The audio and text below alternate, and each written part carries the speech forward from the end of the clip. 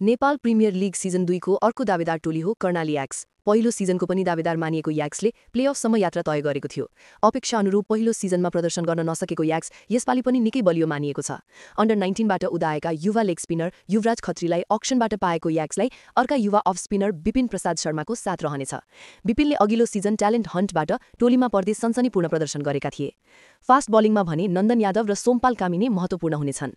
सोमपाल टोलीका marquee player तथा कप्तान समेत हुन्। त्यसैगरी अर्का हेर्नलायक खेलाडी हुन् fast bowling allrounder Gulshan Jha र spin bowling allrounder Pawan Saraf. गत सिजन ठिकठाक प्रदर्शन गरेका गुलसनबाट यसपालि भनी टोलीले निकै राम्रो अपेक्षा गरेको छ। टप अर्डर ब्याटिङमा कर्णालीलाई विदेशी खेलाडीमै भर पर्नुपर्ने देखिन्छ। गत सिजन कर्णालीलाई प्लेअफ पुर्याउन महत्त्वपूर्ण भूमिका खेलेका विल बसिस्टोलाई यसपालि पनि टोलीले भित्राएको छ।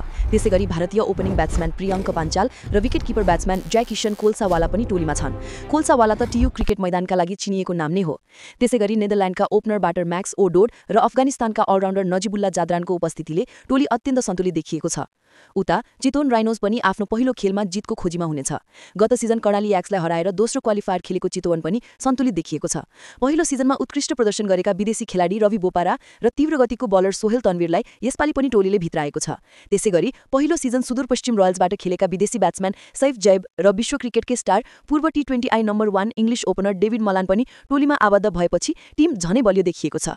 अर्का हेर्नलायक खेलाडी हुन् राइनोजका मार्की प्लेयर तथा कप्तान कुशल मल्ल। तर कुशल मल्लको खराब लय टोलीका लागि कतिको टाउको दुखाइ बन्ला त्यो भने हेर्न बाँकी नै छ। उता कर्णाली याक्सले रिलिज गरेका टप अर्डर ब्याट्सम्यान देव खनाल यसपालि चितवन राइनोजबाट खेल्नेछन्। गत सिजनभन्दा सुधारिएको प्रदर्शन गर्दै कर्णालीको यो निर्णयलाई गलत साबित गर्ने पक्षमा रहनेछन् देव। पहिलो सिजन चोटका कारण कुनै पनि खेल खेल्न नसकेका तीव्र गतिको बलर कमल सिंह ऐरेको प्रदर्शन कस्तो हुन सक्छ भन्ने पनि चासोको विषय छ। त्यसैगरी फास्ट बलिङमा तन्वीरलाई रिजन ढकालको साथ रहनेछ। ढकालले पहिलो सिजन पनि सम्झन लायक प्रदर्शन गरेका थिए। सन्तुलित देखिएका दुई टोलीबीच निकै प्रतिस्पर्धात्मक खेल हुने पक्का छ। अब प्रश्न बाजी कसले मार्ला त साथीहरू कमेन्ट गर्नुहोला।